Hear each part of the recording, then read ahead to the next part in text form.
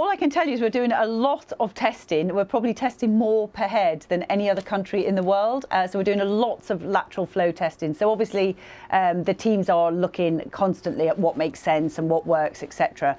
But we have been told that ministers are finalising plans for millions of people who test positive on a lateral flow test. They would not need to take a follow-up PCR test if they're asymptomatic. What do you know about that?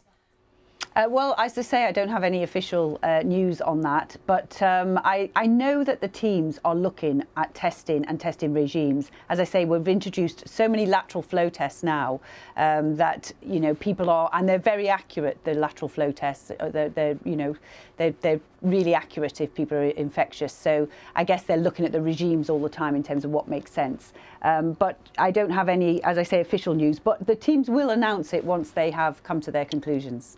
Well, we don't actually collect that data on a daily basis, but it's obvious if you look at how many people tested positive yesterday, it's about 215,000, that they'll all be self-isolating, obviously, from the previous days. So it's about 1 million people probably are self-isolating right now. We get the tested positive, and obviously we get those figures, so you can add those up over the days. But obviously what we don't know is how many people after day 6 and day 7 have tested negative and then are free to leave isolation. So it's around about 1 million people, though.